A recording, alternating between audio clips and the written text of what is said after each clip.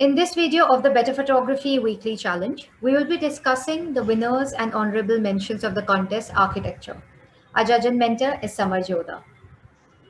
He is a photographer and installation artist who, over the last 25 years, has been using photography, film, and public art projects to address various issues such as community development and conservation. He is a regular speaker on TED and TEDx, including TEDx Vienna, where he has spoken about an artist's role in sustainability and capacity building. Amongst his architectural projects, he has conceptualized the documentation of Burj Khalifa, including showcasing the work at the Skyscraper Museum in New York City. Hello and welcome. Hi, thank you. So, could you tell us what you felt about all the entries that you've seen so far? Yeah, after quite some time, I've got into serious architecture photography judging. And, I come from old school where I've been, working earlier on all these coffee table books on architecture books and stuff like that. What I find is today there's a lot more experimentation. It's away from the conventional way of how architecture photography is approached. It's not, it's not about, people keep saying, you got to break the rules, break the lines, break the, try to give a different perspective, all that. But what happens is people always, photographers always taking the same old, piece of architecture and just trying to show it differently and wider lens and evening and sunrise and some stars grazing on the top and all that stuff. But working with ordinary stuff is really the real challenge. And I think as a viewer, people want to see ordinary stuff, how it's actually seen. And that is really what keeps you on the edge, because not everything is going to be, and even if it is, it's boring. I mean, I don't want to see another Humayun's tomb or Gateway of India or, some skyscraper in Bombay. I want to get a fresh look at taking pictures out of, and I also feel that there is a lot more emphasis in this current work, is so much more focus on, as I said, ordinary things, but also looking at perspectives and lines and, drawing you into the pictures. And you'll see some of them have a very good mix. So because I see architecture photography, there is what we have is a heritage part of it. And what we have is the contemporary architecture. But what binds everything finally is about experience for a viewer, because when you go stand in front of a building, you can get that scale and you can get that largeness. It doesn't matter whether it's a 150 floor building or whether it's a small little tomb. But I think as a viewer, it's a very different space because you're not in the real space to see the real thing. So it's more critical that how do you capture that and make you feel that wow factor or that engagement that, this is so different how you're looking. So I think that viewer subject engagement is the real key to it. And there have been some really brilliant pictures. So I was very impressed. So let's go ahead. Yeah, all right.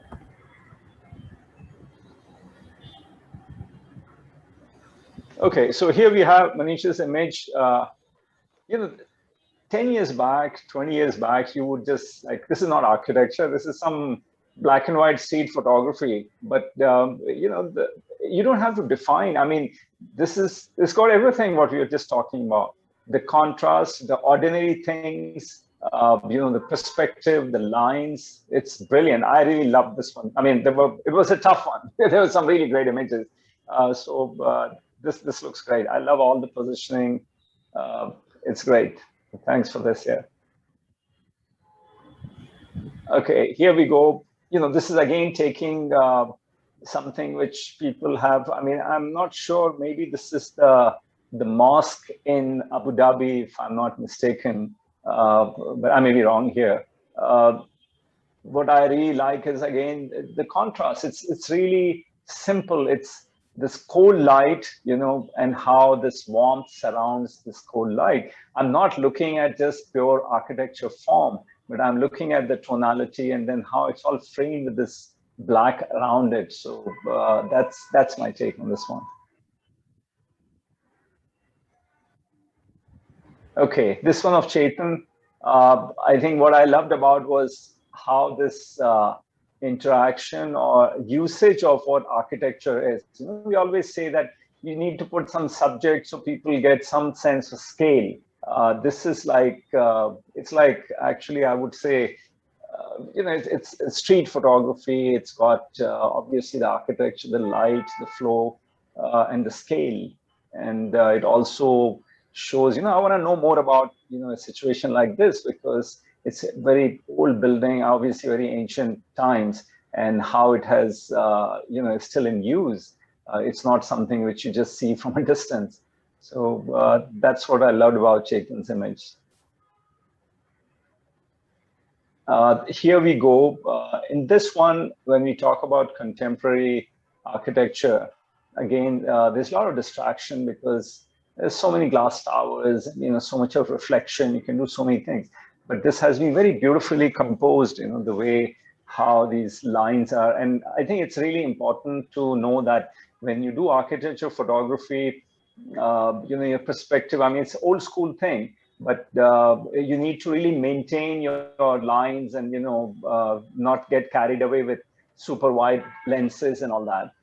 This has been very well captured that way, and I'm not saying that everything has to be very heavily structured, but it depends on the subject. The same image could have been done in a very different way, maybe down below with a very wide angle lens with all this glass, and in the middle is this. But this has been done in a very controlled perspective. So I think that really strengthens the image.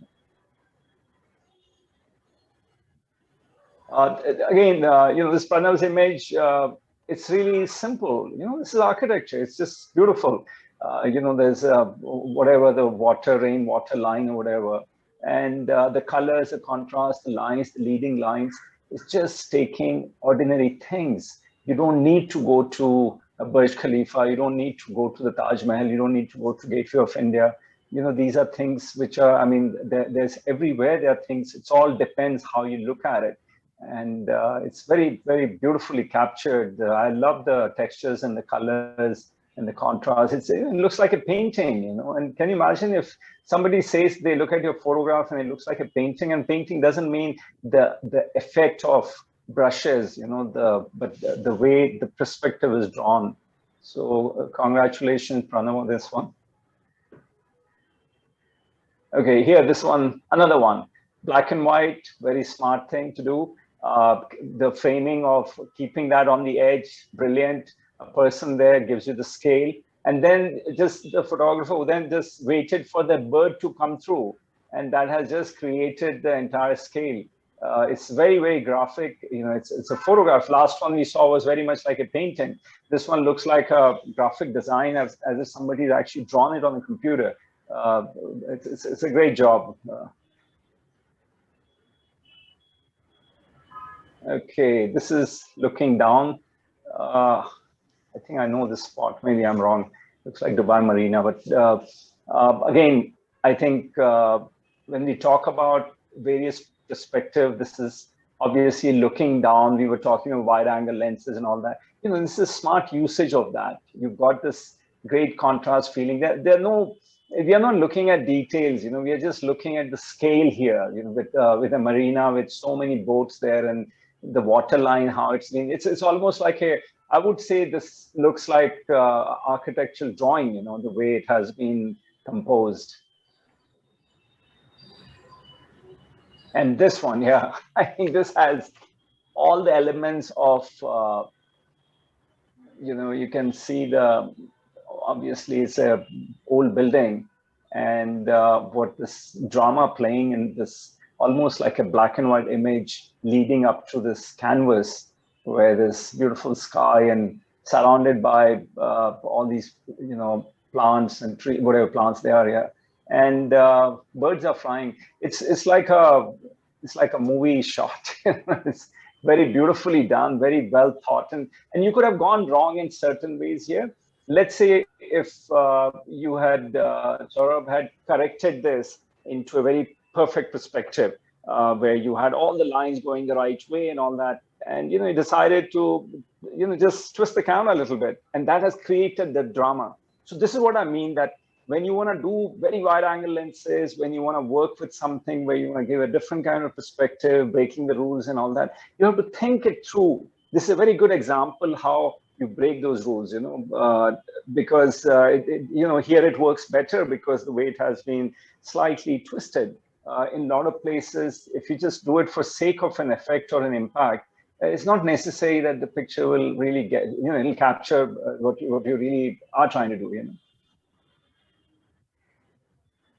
Here we go. This one, the Rashi's, again, I love the way the frame of the shadow, how it just almost, 2/3 surrounds the picture, all those leading lines. It starts from almost half of the frame from the left side and just goes like sweeps like a paintbrush, and then those walls are like all like a painted effect, Again, I think what adds to the element here is the railing there, and those print or whatever those black spots are in the back, and of course that person there gives you the scale.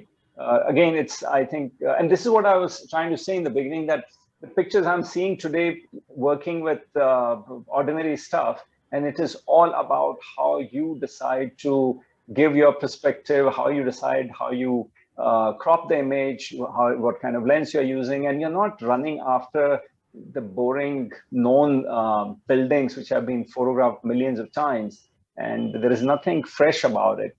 You may have you may get a drone or do an aerial shot, but that's not what it is. This is really taking, and your picture making idea of your photography is to make extraordinary images out of ordinary situations. You can apply that, whether it's architecture, whether it's a street, whether it's whatever it is, because that is where the real, I would say, your whatever you're trying to say would come across in that. Otherwise, what happens is it's like shooting a fashion shoot. There are 10 people there styling, makeup, blah, blah, and you've done one part of it.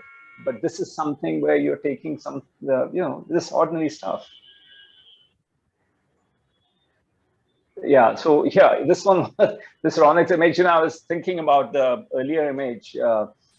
Here you can see that when you work with, with the right kind of lens, obviously making sure your lines are perfect. This is a very good way to what has been done, what has been achieved. Of course, the timing of the aircraft, I hope it's real and not Photoshop. It's such great timing. And it works really, really well in black and white, I think, because all the leading lines, all these number of whatever, this last floor in the building, and then you have this placement of beautiful, very graphic. I love this on it. Okay, then we come to this smartphone. So I just want to talk about, don't get caught up in your what gear you're using.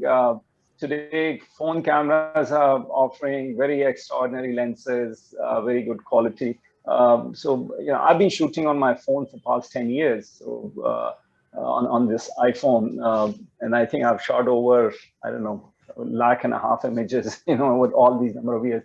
So I never shy away from phone camera, because the quality is all there. What it does, I'll tell you what it really does with phone cameras is, and don't get confused with megapixels and all the quality and all that, because end of the day, most of the pictures are seen on small screen or on a screen. These are not large, and if they're billboard variety anyway, they're all retouched. What I find with phone cameras is that it really tests your ability how you photograph, because you don't have lenses. You can't keep zooming on a phone. I mean, there is a zoom on it, but it spoils the picture, as you know. It doesn't really work. But what you are doing is with your phone camera is you're pushing yourself to get to that spot how you see it. If I have the same thing on a big camera with, let's say wide to telephoto lenses, it's a very different way of working. So I really have hats off to people who can work on phone cameras. And gear is not an issue today. Those days are gone when it used to be what camera are you carrying. And I always say this to a lot of students and mentorships I do, is that when you are on the street, when you're working with street photography, architecture people, whatever, you don't want to come across as a photographer. You've got your jacket, you've got this lens, and this battery pack, and millions of things around you. Because what happens is everybody spots you and they say, oh, this is a photographer. People start performing, and people are really bad actors. So what happens is you actually lose your image. Work with ordinary stuff. Even if you're working with a camera, try to look like a tourist, because I'll tell you, so many photographers I know, professionals for last whatever 30, 40 years careers of theirs, and they're brilliant. When they're out on the field, they look like very ordinary camera bag with one or two camera lenses or whatever, and that's how they work. So with phone, it's even more easier, because with phone, you look like you are just a tourist, just shooting. Look at the kind of frames you create. I mean, this is brilliant what I see. The instead of your conventional sky, there is this entire, it just looks like a painting, like somebody's painted the sky. This one, again, ordinary stuff, walking in a staircase, you see this, but what is the trick to it? The trick is that how this picture has been framed. You decide to, I'm going to give more of that yellow and less of that white, and this is why I'm going to chop it off. I'll bring the window only up to this point and let these leading lines take me there. It's just a very cleverly thought image. And this is what I keep talking, that you have to keep looking, because the best way to train your eye is to look into ordinary stuff. You sit on a dinner table, and if you see that, the way the napkin or the fork is sitting, there might be a picture there where you may be able to take edge of the plate, and there is just the texture of the cloth there, or the fabric or tissue or whatever it is. Because it's always looking. This is how you train your eye, because putting yourself, you're not working in a advertising job where there are stylists and there's a lot of money riding, where there are a lot of people around you who are styling and creating that situation. You are not working in stage imagery. You are working in ordinary situation where you stage, and you're staging your mind, your eye, to how to capture that. So this was good. Pallavi's, yeah, again, same thing, ordinary stuff, creating, waiting for the shadows to arrive, making sure that tension is there, the shadows don't just go merge into each other, and the sky on the top, the birds there. It's brilliant. It's very graphic. I really like that. And I think the good, smart thing was to shoot it vertical, because I think horizontal won't be that impactful. Yeah, this is another story. It's like windows within window. It's life, people, urban, the urban habitat, the urban pressures, the treadmill of getting on a metro or a train every day. You go there and you see millions of windows through that, and there are millions of lives within those windows. It's a nice, and this is what I also believe about photography, is that picture making, photographs can be quite boring. And the boringness, I would say the boring reason being that you look at a great picture, and then you look at it, and then you get bored. What is successful pictures? Successful pictures are what kind of layering you give to your images. And layering, I don't mean like in this specific way, you've got a train and you've got this windows in the back of apartments. Layering, what I mean is, stories behind. The reason why paintings, by and large, are so much more interesting than a photograph is because you can keep looking at a painting again and again, and each time you'll have a new message. I come to this picture, I look at this train, and then I see these, windows in the back, and it makes my imagination run. There are all these windows, there are people there. What kind of people live there? What are their stories? There's so many stories within stories, and that's the attempt you need to work on your picture making, where you leave the viewer to imagine a lot more. Otherwise, what happens is it just becomes a poster, So it's important to create those little stories within your image. Yeah, so now how does this fit in architecture? Why not, right? It's about, the human footprint, shoe print is there, whether it's an old site with construction, cement. There are a lot of, again, you want to know what it is. And it's, again, such ordinary place. It's just 2 steps, and those shoes there, that's what makes the image, It's nothing to do with some great colors, nothing to do with great black and white, some great contrast, sunlight, burning half the frame and shadows on the other side. It's none of that stuff, but still, the image has such powerful elements. I think it's really, again, as I said earlier, I want to know more about it. And this image does that. Yeah, this one, I really love this one too. Again, the placement, the contrast, the leading lines, again, it almost looks like you had this little bust in the front and the rest is all drawn on a digital, on a computer. The way the contrast and all that. And again, this works really well vertically, the placement of, and on the leading lines, it's beautiful. Great perspective. Yeah, this I liked, reason being, I think for me, it was about that shadow play of a human being there. Rest of the things, I love the top edge of the picture. It's almost like somebody has painted those, it's obviously the rain has taken toll on the walls and the colors, but it's a very beautifully way. I mean, it's a very soft and very romantic image for me. Okay, this is best example when I say making extraordinary images out of ordinary situations. So this is that extraordinary image out of a very ordinary space. It's, anybody's home, grass growing around, but look at the way it has been photographed. The contrast, the blue in there, the purple on the top floor, the feeling of, different layers of it. And the best thing is the way these clothes are just, it's like a performance on a stage, for me. It's like you're sitting in a theater and these characters are playing and the background is all those windows there. So the point I'm trying to make is also that we all read images differently. I read differently. Maybe I read differently because I'm much older and I've seen many more things. But it doesn't mean that my point of view is the only point of view. We all come with our own sense of experience and exposure. So different people read it differently. To me, as I say, it's like a theater performance. And it's architecture, that's the best part about it. So, but then again, that line of architecture and the life around it, that the best part or the biggest attempt has to be that how do you merge all that? Otherwise, you'll be just so boxed up. And now we've seen all these images, and think about photography you have seen of architecture, conventional. They're just, there's no, I personally, I mean, I've shot a lot of really large commissions I've had, some very big, but they were all driven by commercial reason, or I was commissioned to because it's book projects and the client wanted, the architect wanted. But I find these are the images which actually have a soul because these are so personal. I do a lot of architecture photography on my own. I really love doing it, but it's nothing to do with what the client wants or where I'm going to be commissioned or where I'm going to be published. It is all about that how I see it. And I think this does that so beautifully. Okay, so here we are. I've spoken about. So here's the third prize, Chetan, and I can't see the name. It's blocked with the window there.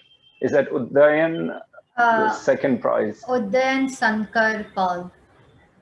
Okay, so here you go.